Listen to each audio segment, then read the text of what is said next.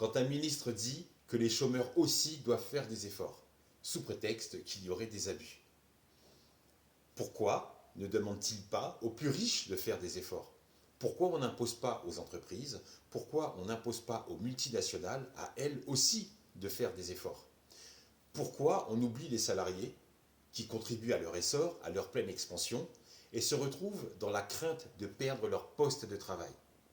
Se défoncer sans relâche, pour au final une retraite dégueulasse, déchirée par une période passée à respecter des horaires de travail, donner de son temps, de son énergie, plutôt qu'avec sa femme ou son mari, passer plus de temps avec son patron qu'avec ses enfants, passer plus de temps avec un employeur qu'avec ses proches ou ses amis, avec un salaire désespérant, quitte à terre pour survivre.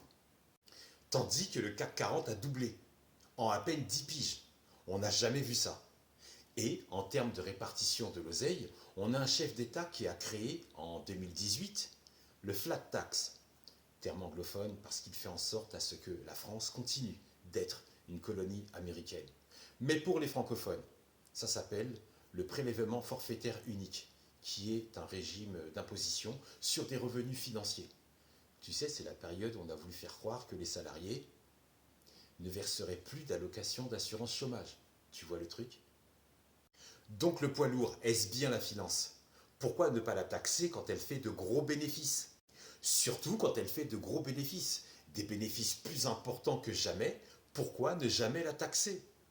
La logique en France était de s'adresser aux entreprises, aux multinationales qui ont fait de gros bénéfices et qui ont redistribué et qui ont fait leur part de contribution, en n'oubliant pas les salariés qui se sont défoncés pour permettre à ces structures de poursuivre leur plein essor.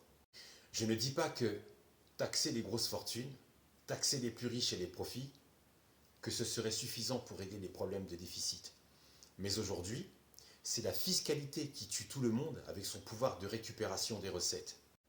Quand on demande à tout le monde, sans aucune exception, de faire des efforts, si tout le monde mouille le maillot, ok. Mais quand on demande à tout le monde, sauf à tous les pétés de thunes, les grosses fortunes, eh bien c'est ça qui crée la crise.